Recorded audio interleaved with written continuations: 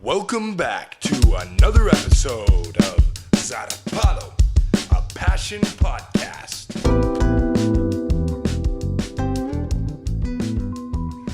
So today I have my new friend, Steven. Do you like to go by Steve or Steven? I don't care either way. Okay. Yeah, I really don't. Okay. So how about for this episode we go with Steve? I like Steve. I like look Steve. like a A lot of Steve. people call me for Steve. I like Steve. Okay. So funny story. Steve and I, you're from New Jersey, right? Mm-hmm. Okay. Beautiful and Cranston, Steve, yeah, exactly. Steve and my two friends from California who were just here, we met one random day, and I'll tell that story, but real quick, I want you to introduce yourself. Steve, where you're from, what you're doing here in Argentina, and then we'll just get rolling from there. Sound good? All right. Yeah, sounds great. So, I'm from beautiful Pramson, Jersey, as I said. But lately, Mall capital. But before I came to Argentina, I was living in Sonoma County in California, and then I moved in with my girlfriend Ellen, who's also with me in Argentina in Sacramento. Nice. And what brought me to Argentina was working in the wine industry. Yeah. As we got in front of us right now. As we have right here, showing off our bottle from Mendoza, Argentina. The best. Yeah. Well, it was the funniest thing, and I'll tell the story about when the other day, I can't, what was that? Maybe I think it was Sunday. Sunday, yeah, and today is Friday now. Friday. There we go. I'm a little torn up. But a lot of wine we've had this week. But so it was funny. You guys walked right up. We were sitting at this cafe, and we're here in South America, and I see this guy with a Grateful Dead shirt, which he's actually wearing one right Different now. shirt. Shout out Brought Grateful 3 Dead. Grateful Dead shirts. He brought 3 to Argentina. That's funny. I didn't realize I was wearing my Grateful Dead hat. Yep. And I see this guy walking up, and in Argentina anybody can look like anybody, So I go, "Oh, amigo, me gusta tu camisa," and Steve responds in English, "Oh, thanks, man." Yeah. And I was like, "Oh, where are you from?" And then we just started talking, met you and your lovely girlfriend, and then we just became friends. And yeah. Very quick friends. Yeah. Me and Ellen were not expecting to roll up and have a conversation, meet some people. Yeah. She picked out the cafe and was like, "This is a good place for breakfast." Let's see, it was Sunday. I think we went out, probably drank the night before, so we were a little hungover. Smoked a little beforehand, and probably a little too much, so wasn't expecting to talk to anybody. And I recognized you telling me that I had a nice shirt, but then I turned and I was like, I can't speak Spanish right now. I love the immediate answer in English. Yeah. And it just happened to be the 3 people from California. Right, yeah. But yeah, I know it was just quick, and then I saw your hat. I was like, I love the hat. This will be a cool guy to talk to. Yeah, we just talked for, we were there for probably an hour or hour and a half or something like that. And then went out, the most of the nights this week. Yeah. Yeah, just this it's amazing how quick you can make friends with people, traveling, and it's just having one little thing in common. Yeah. For us it was our language, and of course you're from New Jersey, but Ellen's from Sacramento, and I was like, boom. She's from Massachusetts. She's from Massachusetts. She's been living in Sacramento for a while. That's where both you guys were living there, right? Right. Yeah. Okay, cool. Yeah. So yeah, it's literally just those little connections. Yeah. But let's get to why I wanted you here on the show. So, as you know, this podcast is all about passion. And when I heard that you moved from Sacramento down here to Mendoza for wine, I was like, this guy's got probably a lot of interesting things to share and teach, because a lot of people don't know how complex wine is, And so I want to just jump right into it. First, let's start with, before we get to your passions, everything like that, let's talk about, where because you said you're from New Jersey, but what brought you to Sacramento, and what brought you to studying wine? So I went to school in New Jersey. I went to Rutgers. I went to school for biochemistry. I've gone through a couple different career changes. I used to want to be a doctor. My mom's a nurse. So that was sort of following that career path. And then I'd followed a surgeon, and he was just very honest with me, and I just didn't think that was the right choice. So then I was like, maybe I'll do a PhD in organic chemistry. Equally bad choice. Would have had to do school for 5-6 years, and then a whole postdoc thing. And so then after school, I graduated, and it was like, well, I got to get a job. Got a job as a biochemist. Yep. And then on the weekends, I started working at a tasting room in a winery in Pennsylvania. And I knew I was like sort of interested in wine. When I graduated, I sent emails to maybe like every single winery in New Jersey. I was like, please, I'm interested in Is this. there a lot in New Jersey? No, there's like, So well, at the about time, 3 emails. No. it wasn't much more than that. It was maybe like 50. Yeah, okay. But wow. maybe a little bit more than that, but certainly like less than 100. And it's like, hey, I'm interested in wine. I got a degree in biochemistry. Like, you know, wine is somewhat scientific. I think I can, you know, help out in the winery. And everyone's like, no. Like, you know, you got to put in your time. Yeah. You know, do something. And like wineries in New Jersey are a lot smaller, so they're like really family owned. So no one's just gonna like come in and start working the winery. But I started working in the tasting room, got interested in it, and then I was like, well, I got to figure out a way to get into this industry. So then I applied to school in UC Davis. Okay. And I got in. And then I was like, well, shit, I guess I'm going to UC Davis now. Now, and is Davis in Sacramento County or is it in Yolo County? No, it's in Yolo County, okay, yeah. Cool. Yeah. I was going to say shout out Sacramento County. Shout out Yolo Shout County. out Yolo County. Yeah, good name for a county. Yeah, I know, right? Yeah, and then that's how I kind of got into wine. And then I worked for Harvest in Napa County and over there. And then I sort of did the similar to this. I went to Spain after I graduated from UC Davis, and I worked at Harvest over there. You did wine stuff over in. That is so cool, man. Yeah, in Andalusia. Yeah, down making sherry wine there. Wow, I loved it. So then, like once I did that, that was like a huge, you know, a huge step, huge thing. Didn't know if I could do that, and once I did, I was like, this is all right. This isn't too hard, and like it's pretty common in the wine industry for people just bounce around all over the places. Like I know a guy who's been in like France, you know, he went to New Zealand, Australia. Like I've known people. It's just like very common for international, especially before the pandemic. And now it's becoming more and more of a thing. Yeah. Again, it's getting back to it. Stuff yeah, like people need harvest work just like all over the place, and like it looks good in the resume. And people like to bring in wineries or people from different regions in the world to see what they know, you know, and learn from them. Yeah, because so it's a great industry to do that. Like we said, it's very complex. So when you learn things like with the climate, the culture over in Andalusia, and then now you're taking that here to Mendoza with the knowledge from Napa, stuff like that. That's cool, man. That's really cool. Yeah, it's fun. Yeah, wine is complex. You know, there's a lot of people, you can make it, you know, 1,000 different ways. But like really it's just rotten grapes, you know. It's like, you know, you could just throw grapes into a bin, let it sit there for 2 weeks and you'll get wine out of it. Yeah. You know. It won't necessarily be good wine, you know. That's the hard part, is trying to make good wine consistently. But I don't know, it's simple and it's complex, you know. It's got both sides to it. Yeah. So that's so you talked about like people need harvesters, people need the chemists, people need, you know, I'm sure people work in the bodegas selling the things. Yep. Connoisseurs. So as far as in the industry of wine, what have you done? Have you made it? I know you told me before you did some chemist work. Like what did you do in the wine industry, or have you done? So I've done quite a bit. Okay. I've tried to get like a little piece of each part of the industry because I want to learn it. I want to learn like the whole picture. Yeah. So last year I was working for a vineyard management company. So we were working in the vineyards.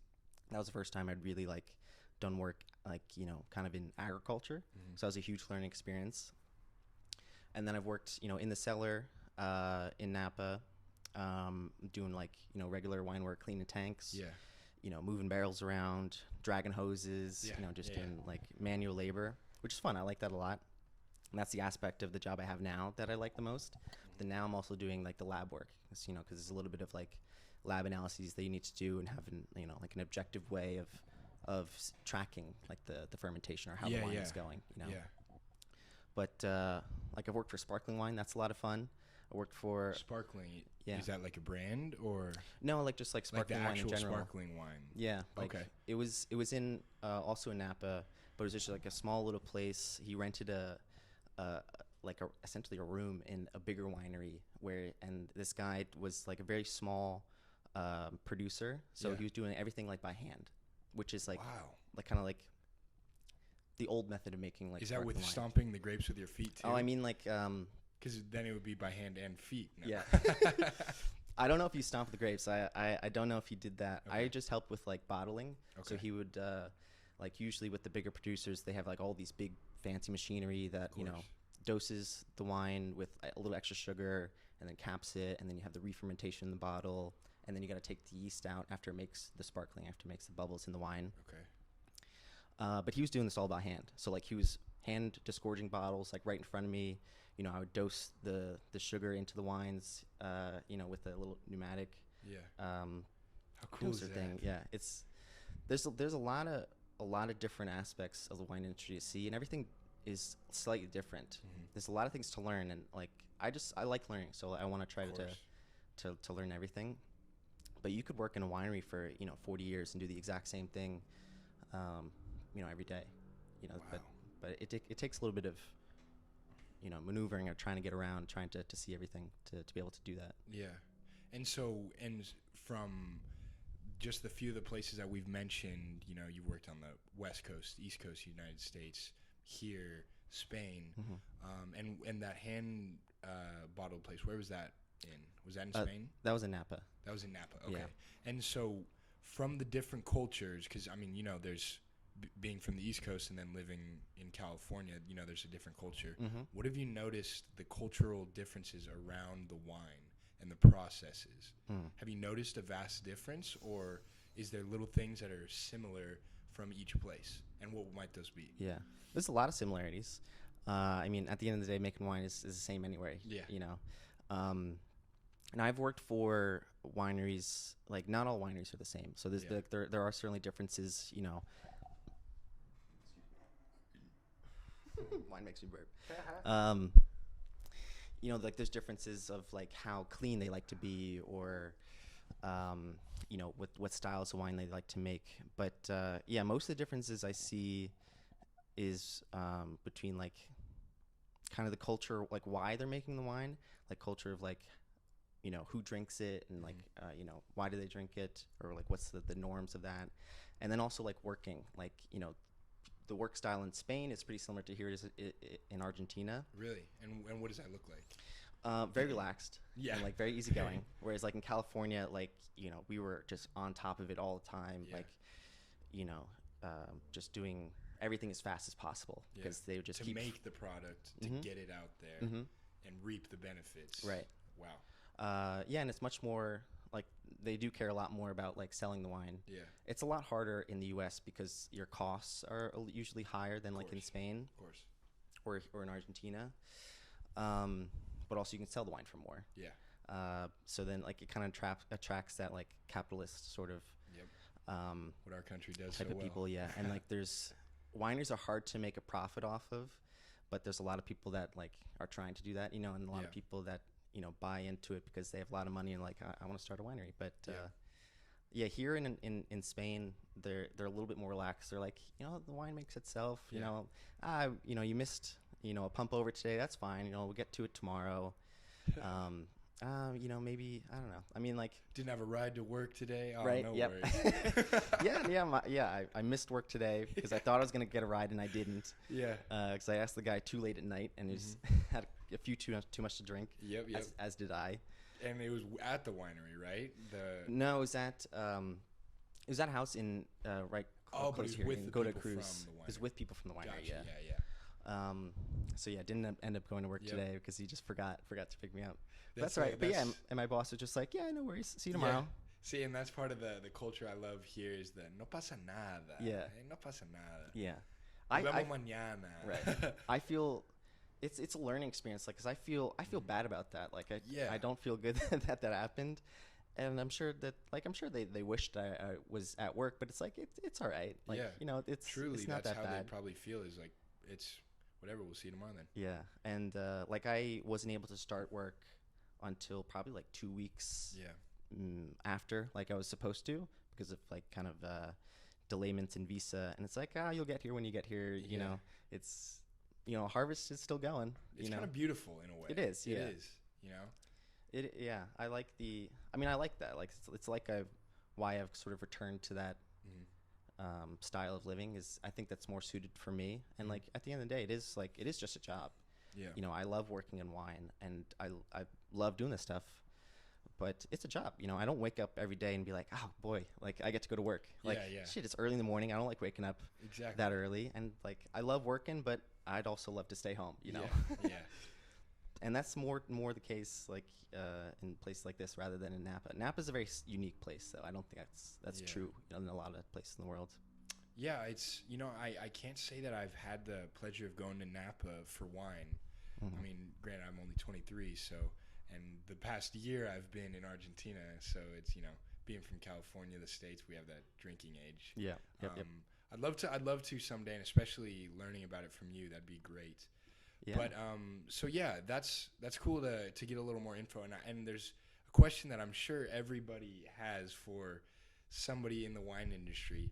What makes a bottle of wine more expensive than another? Okay, yeah, that's a very easy. Yeah, and everybody's always wondered this because everybody's taken a drink of your cheap stuff and your expensive stuff and said, I don't. Yeah, many people don't taste that much of a difference. Yeah, so what could that be? Yeah, there's a very easy answer to that. It's marketing. Listen in, guys. This is marketing is the whole thing. Oh, okay. Yeah, most of the price of a bottle of wine is less than $5.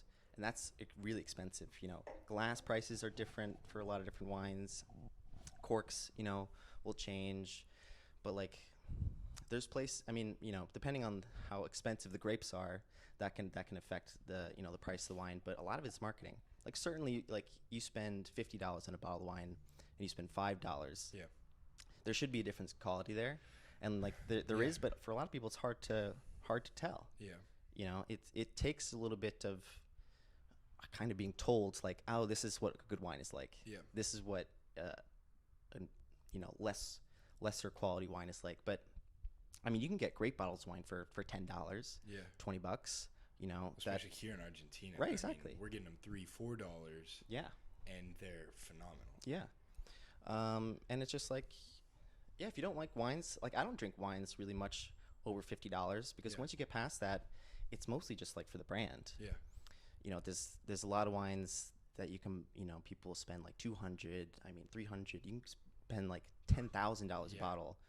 And it's why? Yeah. There's not really a good reason for it. I mean, I don't know. It's mostly status. Wine is there's a lot of prestige. Yeah. And status behind it. So if you show up to somebody's house, you show somebody a really fancy bottle, it costs $1,000. You're whoa, that's wow. But shit, you can get the same wine for $100 maybe. And so it doesn't have that much to do with the fruit or the location or the age, or are those all factors that can contribute to the marketing to bring that price up? Is that? Yeah, that all certainly contributes. Grape prices in Napa County are really, really expensive. So you could spend $10,000 for a ton of grapes. Oh wow. Or more. They go up to $20,000. Whereas in Sonoma County, it's just right next door. Average probably would be much less, $4,000, $5,000. Wow. Okay. So that's why most Sonoma County wines are a lot cheaper. Interesting. Because the land is really expensive in Napa, and also they have the prestige. You can sell a bottle that comes from a really, really nice vineyard in Napa for $200, $300. Wow. Because people will pay for it. That's what the market is. Yeah. And historically, those wines have been those prices. Yeah. So it's okay. And that's interesting that it's really, the more the older you get, the more you learn about economics and society and stuff like that. It's a lot of covering the costs of making it. Yeah, exactly. Yeah. So labor costs will be more expensive in Napa County and, stuff like that, or materials. But, different practices, being organic or being conventional farming will cost different amounts. And if you're really trying to make a great wine and be really, be very caring about the vineyard and attentive to the plants, that'll cost more money. And certainly that'll cost more money on the bottle. But then you're getting good. I think you're getting good bang for your buck in that case. Because you can get great quality grapes from really good vineyards anywhere in the world, kind of. There's certainly great areas, but there's a lot of I don't know. There's we met a guy who bought a vineyard near Madrid, and around Madrid the wines are not very well known, but he raves about the wine, and he's trying to make it more of a big thing. Wow. and like you can get great wines from there, and like the wines will be cheaper because like they just don't have the recognition. Exactly. Whereas like if you buy, you know, kind of like the same quality grapes in Rioja, you know, in a more expensive region, a more well-known region, then you could just charge more for it. Isn't that interesting, man? I mean, because we have, you know, I don't want to get too far off, but I mean, this concept of money and the way we sell things with the society, like, you could slap it on there and then market it well. Right, yeah. And then it's like, oh, yeah, we got the same thing. This one, for this reason, is more. And people are like, oh, okay, yeah. That makes sense to me. Yeah, people believe That's it. too funny. Man, so it was interesting, and we already talked a little bit about this before, but I want to get to what you're passionate about. And so let's just kind of go down the list of things that you're passionate in. And I really like to tell everybody on here that, I mean, if you don't know already, there's no limit to how many passions that you can have. Mm-hmm. That's what makes life beautiful. Yeah. So, Steve, what are you passionate about, my friend? So I'd say like why I'm passionate about wine. Like I'm also passionate about beer. You know, it's kind of the underlying reason for that is like fermentation. I really love fermentation. Yeah. You know, I used to make kimchi at home. I try to do it whenever I can, like making sourdough and stuff like that. That's sort of like what drives like my interest in wine, and like going around the world and like seeing what how other people do it. You know, is I like fermentation a lot, and I don't know. It's I mean, I also then like traveling because like I've then learned a lot about myself through traveling. I'd say my passions are like learning. You know, I just like learning about things, and then pursuing like fulfillment. You know, trying to feel good about myself and feel good about what I'm giving to the world, and also what I'm giving to myself. You know, putting myself in jobs or in places where I feel fulfilled in life, and you know, it makes me happy. And then happiness, like passion's my happiness is my passion. You know? That's a great one. You know, I haven't heard anybody say that they're passionate about not just being happy but happiness. You know, and that's beautiful. Yeah, like the process of getting yourself towards happiness. You know, you learn a lot about yourself, and it's like, you know, what else are you doing in life if you're not being happy? Yeah. You know, what's the point? Amen, brother. Amen. You know, something that stood out to me, what you said was not only traveling, but using traveling as a way of pairing the other passions. Like, I think I heard you said, like, something about, I mean, I've known from speaking to you, you traveled the world for wine. I mean, you're here, you went to Spain. What have you learned from the ability to travel and pair that travel experience with a passion? What have you learned about that? About yourself or about anything? Well, I think it's a great reason to go somewhere. You know, because then you're kind of giving yourself a purpose by going somewhere. Yeah. Like whether it be like, you know, I'm trying to prove my Spanish, or I'm trying to learn everything I can about the wines in Spain. You know. Or rock climb. Or rock climbing. You know, you give yourself a reason to go there for, so you're a little bit more conscious about what you're doing there. Yeah. And trying to get everything you can out of it. Wow, that's great. Yeah, I would say I think traveling is a great way to just like push yourself. Yeah. Put yourself in new locations that will then like change your mind. You know, change your mindset, give you new perspectives. I think I read a great book called The Art of Pilgrimage. Okay. It's a really great book for people who are traveling and trying to figure out what they want to do with their life. Wow. Because The Art of Pilgrimage. Yeah, The Art of Pilgrimage. It's a great book. I like it a lot. Do you know who it's by? Oh, I can't remember the name. Okay. I can give you the just send it to me after, and we'll, because I like to sometimes when people talk about things that influence them in a way, I like to post that with their interview, like saying, hey, this is something that was a inspiration to my guest. Yeah, so I'd say that was certainly an inspiration. Someone gifted me that right before I went to Spain. Okay. Who's a boss of mine when I worked for a brewery, and she was just like the most wonderful person. Yeah. You know, just very open. Like one of the best bosses I've ever had, because she just like let me go and trusted me, you know. So it was a great book recommendation. And then this book was like sort of like trying to get you to figure out what you're doing, you know, like why are you going to this location? What are you trying to get out of it?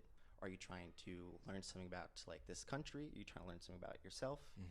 You know, because if you kind of go a little aimlessly, you can maybe you'll fall into what you're looking for, but like you kind of have to like really focus and like really try to push yourself and to like see what you want to do. Yeah.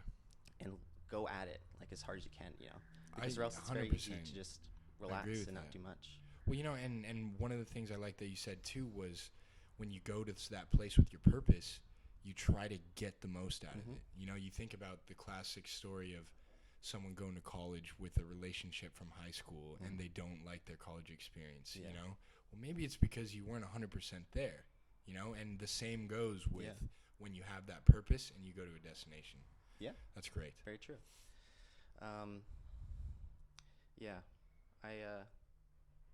If I took you away from the train of thought, my bad. I'm trying to think back.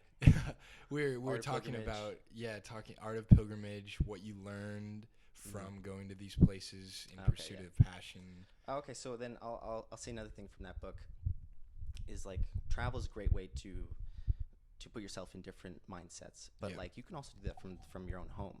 Reading books is a great way to just like change your perspectives. That's something that I'm trying to look for. Yeah, speaking of none of them are mine. Like you can travel the world from kind of your own home, like through your computer. Like it's a little different. You certainly won't get the same information. Yeah. But it's all about just trying to get like different perspectives from the world and trying to figure out, other people live their life in quite different ways. You kind of learn, at least that I've learned in my travels, is that a lot of people are kind of looking for the same thing. Yeah. Looking for happiness, looking for being able to provide for themselves and their family. Yeah. Not really. I mean, that's kind of the two main things as far as I go. With what? With traveling? People with people, like with people what they want in their lives. Yeah, yeah. And that's kind of how I haven't traveled, truly extensively, but a decent amount. And like that's kind of like the through line that I gather. But then how they get there can be quite different, And it's like, people in Argentina, they're much more laid back. They don't care too much about work, whereas in the U.S. we do. Yeah. And like, at least, a lot of society in the U.S. tells you, if you're successful in your job, like, then you'll be happy. It's not always the case. No, yeah. And you just don't know that until you go somewhere else and you learn how other people do it. Yeah. And you see how happy the other people are doing the opposite of what you're doing in some cases. Right. Yeah. Yeah. Yeah, it's a good way to learn different perspectives and how other people move about their lives, move about the world. So what, Steve, has been something you've learned about yourself from the experiences you've had around the world? Well, a lot of it I've probably talked about, like what do I truly want in life is like I want happiness. Travel is part of that, but travel is also like a way for me to understand like what I like in the world. Because it's hard to know what you like or you don't until you try it. I didn't know I was gonna like the wine industry. I had a guess. I knew I didn't really want to work in the lab anymore, so I tried it and I enjoyed it a lot and I followed it. That's kind of like how I tried to see travel, is like as a way to figure out what I like and to figure out what makes me happy. Yeah. Wow. That's great. It's I mean that's a natural byproduct of traveling, but it's great to hear you say that, and to know that about yourself. I think there's a power. I read a quote today that said, like, if you want to get out of your head, if you want to improve your life, stop listening to yourself and start talking to yourself. And that was something that I thought about, and that's, oh wow. I mean, especially in the mindset of traveling, like you said, you go out into the world kind of aimless. Yeah. You can fall into things, but at the same time, you don't have that purpose. But when you go out there saying, this is what I'm looking for, you kind of, instead of falling into things, you walk into them. The doors are open. Yeah, and then you find it. Yeah. Exactly. Yeah, like meeting you, that's a great example. Yeah.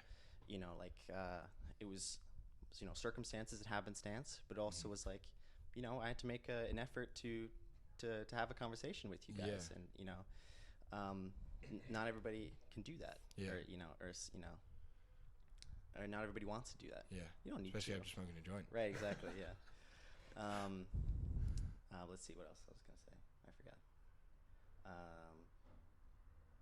I lose my train of thought very easily. Yeah, hey, I'm sure the wine has something to do Yeah, with a it. little bit. And yesterday's Yep. fun you had at the asado. Yeah, a little bit tired today, a little Yeah. bit hungover. Well, hey, no worries. Yeah, what was the question? What was the last question? No, I'm on the spot. Yeah.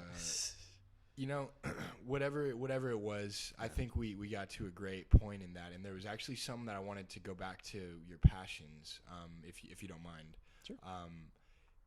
And to the point that I'd said a little bit earlier about Ellen saying the real passion is the fermentation. Mm-hmm. Now, getting to know she said that before I knew you studied biochemistry. I have friends who studied bio, life science. I don't even know the names of the majors for it. That's how little I know about science. You got 'em. But what role does the things you learn throughout college in biochemistry contribute to your passion for fermentation, and what is it about fermentation that you love so much? Well, what I'd say that I love so much is I just like that it's like yeast and bacteria all around us, and like we're kind of living our own lives, and we can live our own lives without even realizing that, or rather without even recognizing that. Yeah. But then a lot of things in our life is made through fermentation. Coffee is a large part of fermented product. Mm-hmm. Tea can be fermented. Chocolate. You have to ferment that. Fermentation is all around us, mm-hmm. but you don't really think about it. I think it's unique because it combines, like, I went to school for biochemistry, so I like science. I enjoyed that. Yeah. And then also it's a product that you can eat and drink and show people. And it's like a very and feel different effects from. Yeah, and feel different effects. That's really interesting. And each fermentation is kind of a little different. There's a little bit of art to it. Yeah. You can have the same grapes from the same vineyard, put them in 2 different tanks. You get two different results. Fermentation is always different. Wow. Unless you make, interventions in the wine or whatever. Yeah. But, so I like making kimchi at home. It's just like a great way. It's also a great way to just like make food that's good for a long time. Yeah. You can make kimchi and I've had it stay good for over 6 months. Wow. I eat it before it goes bad. Yeah, of course. That's amazing. And specifically with wine or with like sour beer or things like that, you can bottle it and then you kind of have like an idea, like from this place, like from this Malbec, this comes from like one time, like they harvested it at one period of time, and it's sort of an encapsulation of that year's growth, what those plants were like. Yeah. So that you can kind of tell if the year was more cold or more hot. It's kind of like a little piece of history, like in a bottle. Wow. It's like a little snapshot. It's interesting. And coming from the scientific background, I just like, it's cool how yeast work and bacteria. It's just like, I find it very fun. Yeah, it's very interesting. That's cool. I've never once before thought about not only the importance of fermentation, but the fascinating side of it. Mm-hmm. And so, of course, after meeting you, now it's like, hey, a friend of mine's passionate about this. Like, that'd be cool when I get an opportunity to learn. I mean, apart from right now, mm-hmm. to pay attention. Those are the things. Yeah. It's funny about learning that way. It's like one thing that was never interesting to you before, when you meet someone, when you hear a cool story, then your ears are a little more tuned to it. Right, yeah. It's really interesting that way. Yeah, and everyone has like a unique perspective on the world and something interesting to tell that you never knew about. Yeah. And I'll say this also about fermentation. Sandor Katz wrote a book, I believe, called The Art of Fermentation. There's I like The Art of Pilgrimage and The Art of Fermentation. Yeah. It's funny. Those are the 2 books I'm talking about. But Sandor Katz is a great writer, and like he also got me really interested. Just that microphone a little closer. Yeah, there you go. And like we wouldn't have our society without fermentation. Mm-hmm. Like, certainly not before refrigeration. Like, everything we do in life is sort of affected by fermentation, and that got me really interested in it. And it's also like it's good for you. Yeah. It's kind of our bodies are used to it, so mm-hmm. like we're we're used to having fermented products, and like that gives us nutrients. And his book goes a lot further into it. Isn't that funny? But like I try to live my life in a healthy way, and fermentation is a nice, easy way to make that easier. Buying produce and stick it in the fridge, I could just forget about it and it'll go bad. But then if I put in making kimchi out of it, do some pickles or whatever fermentation, it's good forever, kind of. And then I can eat it whenever and have a nice snack. Wow, look at that, man. Yeah. See, and I like what you said earlier about like you're like a practical scientist. Mm-hmm. You know, you like the type of science that you could see in the everyday life. So I could Yeah. see how learning the importance of fermentation bacteria in everyday life. Yeah. That's like, hey, if especially a self-proclaimed practical scientist, like that's a reason to pay more attention. Right. Yeah. I mean, there's stuff all around you that like you just walk by and you don't really pay attention to it. Like when my nephew was younger, he was about like 4 or 5 years old, so maybe a little bit younger. Yeah. I was playing with him out in the park, and we were playing, I don't know, we were just kicking a soccer ball around or something like that. And he just picks his head up and just like starts looking around. I'm like, what's going on? What are you looking at? And he's like, oh, I hear a leaf blower. I'm like, oh God, like why? Okay, interesting. Like it just, and I was like, oh yeah, a leaf blower is going off, and he'd say that about like trucks going by or a lawnmower. It's like, you just learned like just to tune that out and not even think about it. Yeah. But he's just like in tune to everything, because he really likes big machines and trucks and stuff like that. Yeah. It falls within his passion. Right. It's things that he's passionate about. And the shit like that all around us, the plants, right outside your window, the yeast on grapes or whatever. Yeah. Everything. Like there's stuff all around you that just goes by and you don't really think about it until Zarpado. Yeah. Zarpado, amigo. Mm-hmm. That's great. So, I mean, speaking of which, we talked briefly about this, but a segment I like to do on the show is Zarpado Momentos. Mm-hmm. And I guess in Spanish, Momentos más zarpado de tu vida. So if you could tell us like some moments, I know I sent you this beforehand, so I hope you got a chance to think about some things. Yeah. What would when that came to mind, when that question was posed for Zarpado Momentos, what would you have to share? So, I'll say the first one, which ties into like wine and traveling. Okay. That I thought of that really popped out in my head. Yeah. Was while I was in Spain working harvest there, I got to do like the traditional way of making sherry wine there. Yeah. At least the start of it, where we foot stomp the grapes. And with bare feet or with bare socks? feet? Okay. Bare feet. Yeah. No, we washed our feet beforehand, of course. But alcohol cleans everything. Yeah, it doesn't really yeah, matter. yeah. People are foot stomping grapes with dirty feet. Yeah. For forever, and they're fine. Thousands of years. Yeah. And we still drink it. Yeah. But that was a really special moment because that came sort of towards the end of the trip. That was the final day of harvest. Mm-hmm. So it was like the culmination of all this journey that I had. And I just really fell in love with like sherry wine. So this was like very exemplary of that. And it was interesting because they were filming a documentary at the time. So it was a little bit of like the movie magic, I think, at the time. And then they made us wear all white. So that we, like after foot stomping the grapes, we'd get all covered with, the juice and the grape must and the skins. And it was like, it was a great image. Yeah, but also like I'd spend this time, these 2 months in Spain, and like I was doing like what the Spaniards did, as recently as probably like 100 years ago. Yeah.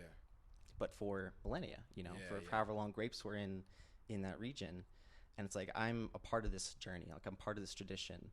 Yeah. There's... How cool is that? Yeah. Man? I like being that. I like, sort of carrying on traditions. Yeah. And, like, learning those things, what sticks around with people. And, I mean, it was truly a great experience. Mm-hmm. This was with a bunch of my coworkers that became my friends after a while. We were stomping the grapes. That's a lot of fun. And then I got to talk to, like, the winemaker a lot. And then his father, who started the winery, who's just like giving little like Spanish insights, and philosophies on life. Like it was just a wonderful moment. I remember being in that moment and being like, this is special. I got to remember this. I can't forget this. That's great, man. Yeah. See, and the more you do that, the more you look for those moments, those momentos zarpados. Yeah. Like you remember them. Not only do you remember them, but then when you share them with people, they get to feel that. Yeah. And that's beautiful. Yeah, and you kind of have to be conscious about it. Yeah. I'm like, my memory isn't the best. I can forget a lot of things. Mm-hmm. So like, I gotta be like, this is special. I need to remember this, and I'll burn it into my mind. But that was a good Zarpado moment. That I remember. I mean, yesterday I would say this is our Prado moment too, having an asado with some Was Argentinians. that your first Argentinian asado? No, well, Like the first one with made by Argentinians. Yeah. Where really? Yeah, kind of. Wow. Yeah. Like and it. I don't know. It was just wonderful. We had a bunch of wine. Great people from all over the world. There's some interns, some people working for the winery from France, a guy from Mauritius. A couple people from the UK, an Irish guy, an Argentinian. And then us. From the U.S. The gringos. Yeah. And it's just like very special. Like moments like that don't happen that often. No. And to everybody listening who doesn't know about an Argentinian asado, it is low and slow because they enjoy every moment of the night, from the food to the wine to the company. Yep. And it's a thing that I love. It's a thing that is very Argentinian, I will say.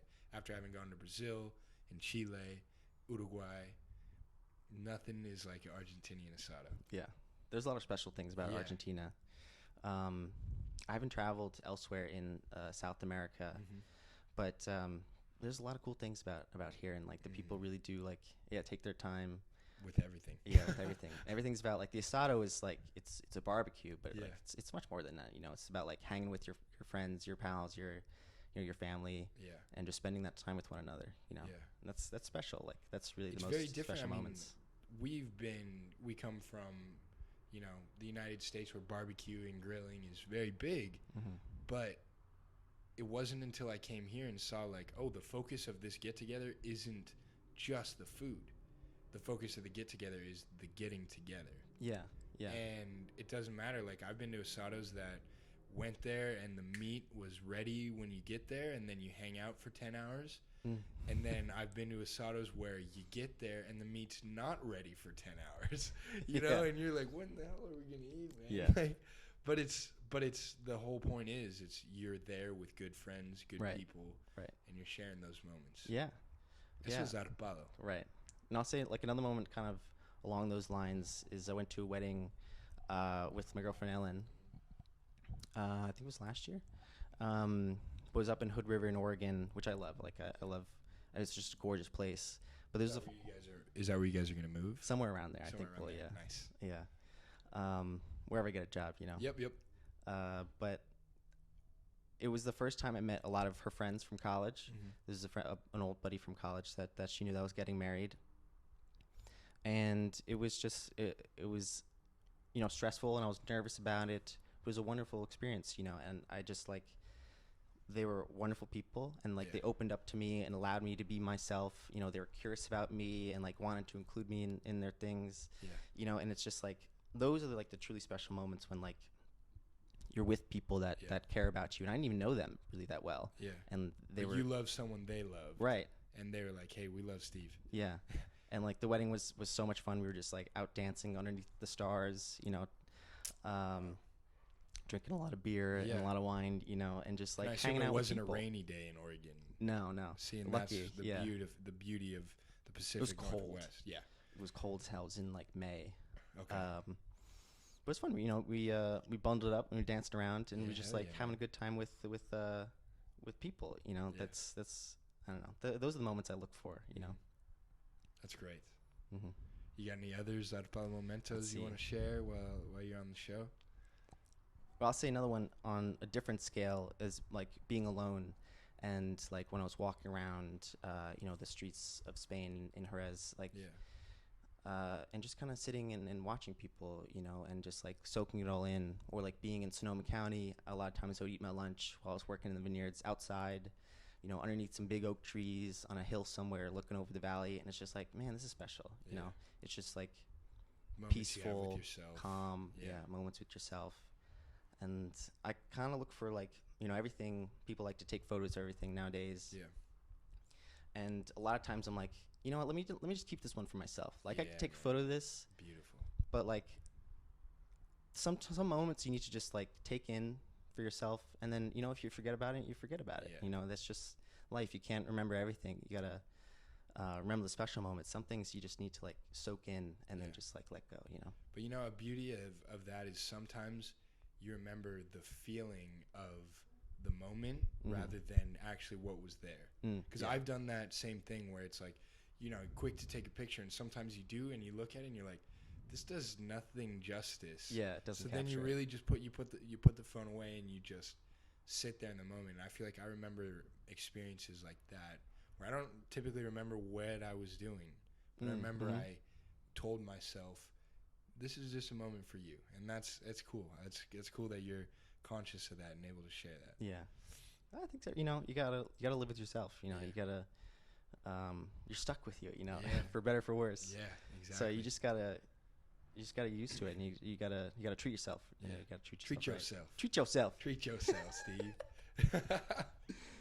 Oh man, that's great, man. Yeah. Well, you know, I mean, I've loved so much what you've shared so far. It's been very insightful, and I think now what I want to know, and hopefully what everybody who's listened up to this point, like, what is it, if Steve, if you could go on and do anything, and we've already established that what you're looking for is just to be happy, which is beautiful, but this is your moment to share what it is that you want to do someday. What is it that you know, your sueño, your dream, your goals, what is it that you want to share on here and can look back later and be like, hey, this is what I said, and this is why I do this. And yeah, that's interesting. And think back, like, oh, did that actually happen? Or, you know, absolutely, it's hard. Like I've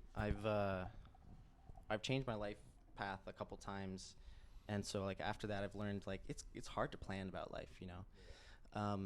But I do have a couple things in mind that like I'd like to do. I'd like to go back to Spain. That's a country I love so much, and I want to do the El Camino, do like the true pilgrimage. You know? And then another one is I would like to.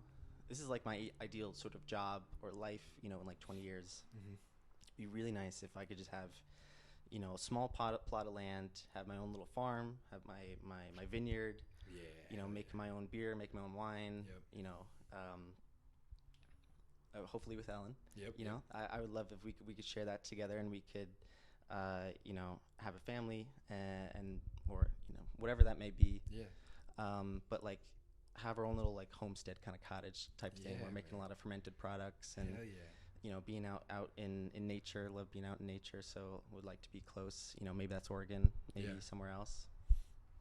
But yeah, I mean, a lot of it is just like, who knows, like in 5 years, if I like find myself hating the wine industry and like, just move, you know, change paths, you know, that's the thing. Make the decision, you know, and just go. Yeah. Hoping for the best. That's all you can do.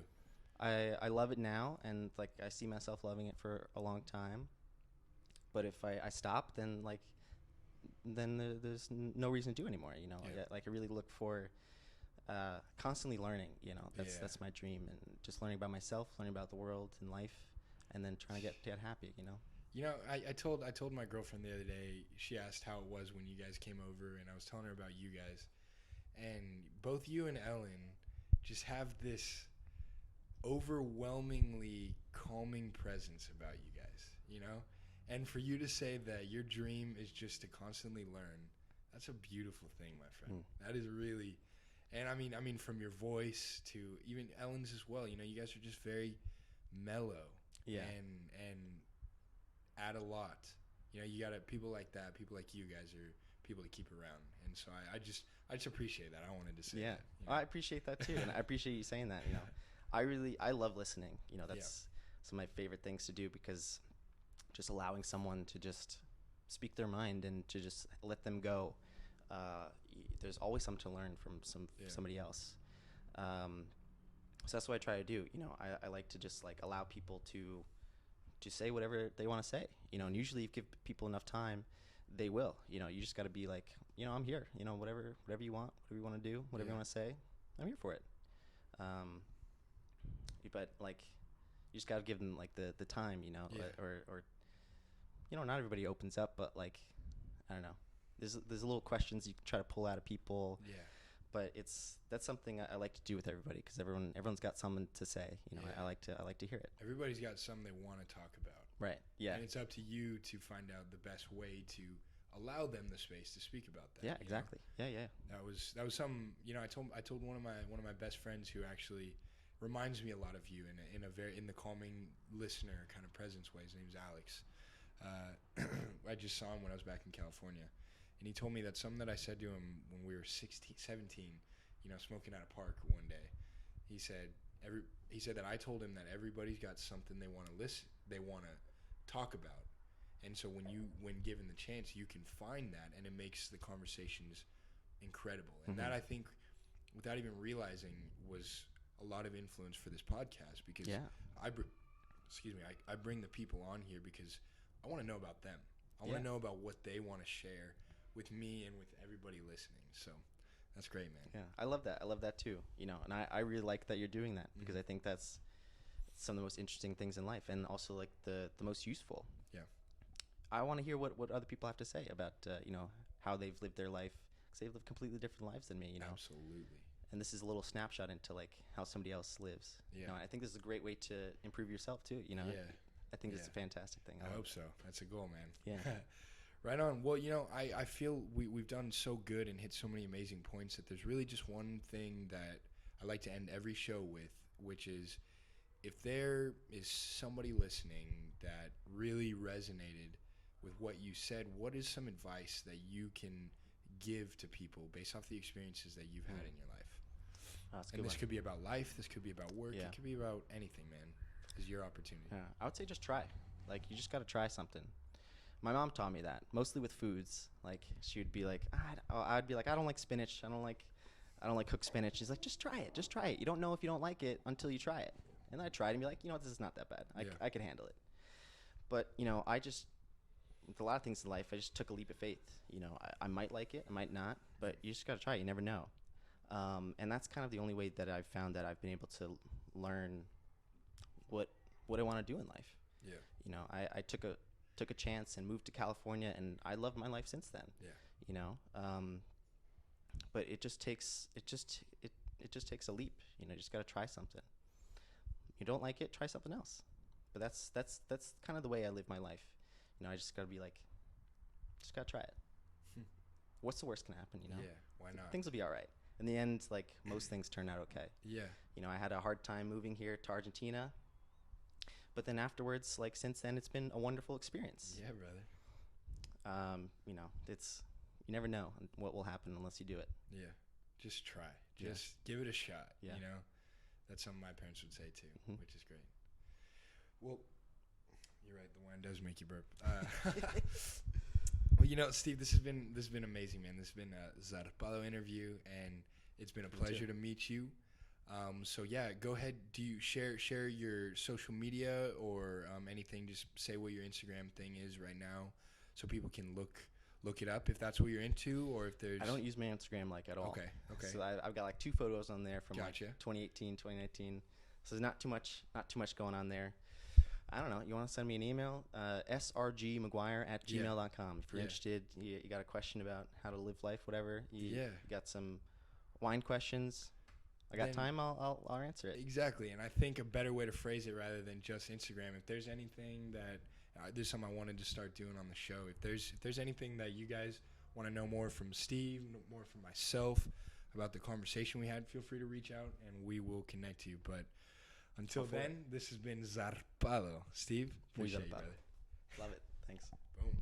Ya está. That was great.